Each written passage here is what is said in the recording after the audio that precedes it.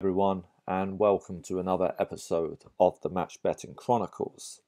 So, during my time match betting, I've noticed that match bettors who make extra places their main strategy seem to be heavily gubbed by bookies or stake restricted, and even those guys who have had an account for a long time and then start doing extra places seem to get gubbed within a short space of time. So I just want to talk about why that probably is. Now, if you're a beginner watching this, you're probably thinking, what the heck is an extra place? And it's quite simple, really. It's just a race where one bookie is paying more places compared to the other bookies or the exchange. So the easiest way for me to show you is probably with odds checker. So 1 o'clock Brighton, we can see that Sky are paying 4 places, whereas the rest of the bookies and the exchange are paying 3 places. So basically what that means is if your horse finishes 4th on Sky, you can still get paid out. But for the other bookies, you're only getting paid out if you're 1st, 2nd or 3rd, okay? So if we go on the Sky website, there's quite a few extra place races today. There's one at 1 o'clock, they're paying 4 instead of 3, 3:30, 4 instead of 3 as well, and they probably got 1 or 2 for each location where there's a race today.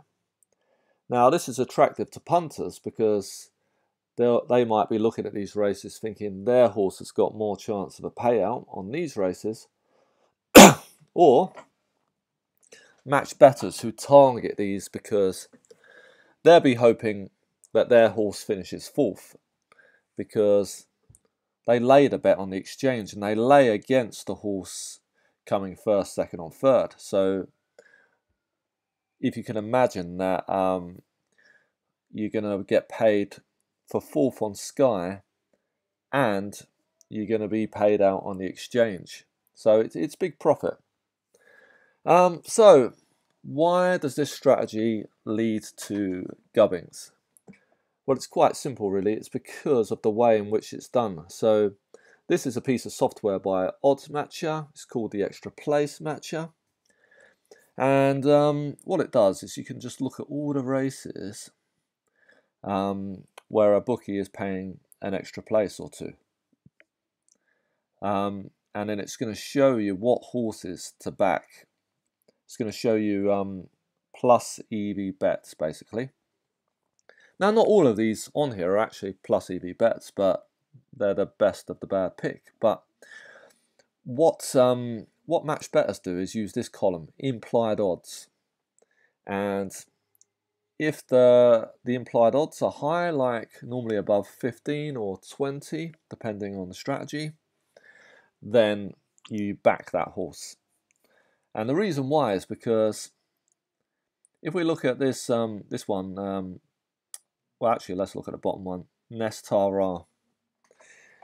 Now with a 10 each way stake, if you back the horse on Sky at odds of 81, lay it on Betfair at odds of 101, lay the place market on Smarket at odds of 20, you're taking a £3.64 loss, okay? So whatever happens, unless that horse comes 4th, you've lost £3.64. But if the horse comes 4th, you're winning £166.36. So you can see this this kind of bet, you could lose 40 times and just have one horse come 4th and you're at break even. So most match bettors will be expecting a higher strike rate than that.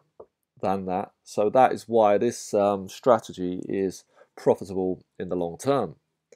Now, horses with low implied odds, they're not worth taking. Match bettors are not going to take this because this one in particular is a £3.21 loss for a potential chance of winning £11.79. So one win on this kind of horse, and if you lose 4 times, you're already in the negative. So that is not a plus EV bet. So basically, these implied odds, the higher ones, don't stick around for long.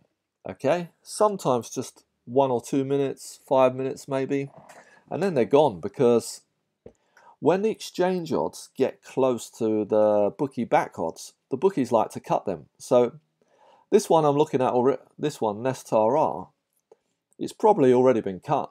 It could, if I refresh this, it might be odds of 67, or not even on the matcher at all.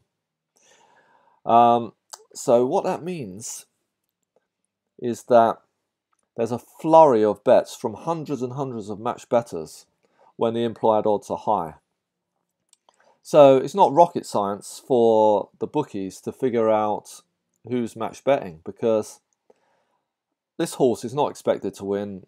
Odds of 81. There might not be many bets throughout the day. There'll be some people betting on it for sure, but they'll be spread out among the day. And then all of a sudden, within a window of a few minutes, they're getting hundreds of bets on this. Okay, so that's just a red flag, isn't it? It's an easy one for the traders to imagine who's doing match betting. Now, they probably can't review everybody's accounts all at once, but you will be on their radar. It is a red flag. So if you keep doing this over and over again, it's easy for the traders to identify you. And that's why I think people who have just started doing this strategy, within a few weeks, they're gubbed if they hit this hard.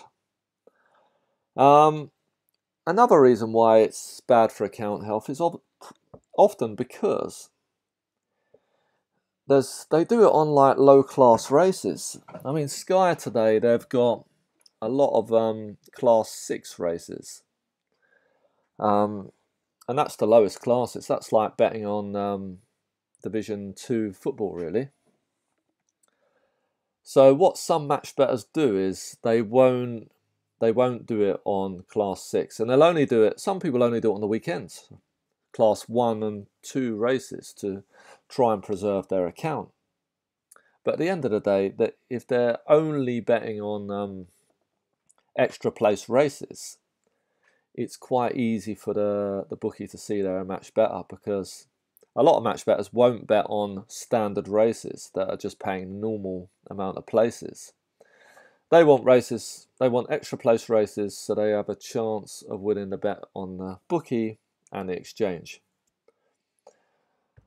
And another reason, some of these bets might be bad each way bets. The bookie odds occasionally are going to be higher than the lay odds on the exchange. I mean, this one, Move On Up, it's actually got the place odds are the same as the place odds on the exchange. Here we go. And sometimes it's quite common to find the place odds lower. So bookies might think you're just trying to lock in a profit on the place market, doing some arbitration, perhaps. But I do strongly feel that match betting is kind of a victim of its own success sometimes, because there's hundreds and hundreds of people doing it now. When there's good implied odds, a lot of people are just going to jump on this. I mean, 46 is quite high. So there'll be a lot of bets on this match today, and it just stands out to the bookies. Other things like 2-ups, yeah, I know people only bet on that when the odds are good, but them odds seem to hang around for a lot longer, which means people can bet on it throughout the day. Extra places, they go very fast normally, because as I mentioned earlier, bookies want to cut their odds when it gets too close to the exchange. So I hope you can understand that. And personally, what I do is I don't do extra places on healthy accounts, at least not accounts that I care about. Of course, there's some bookies that they don't do any offers, they're not good for anything.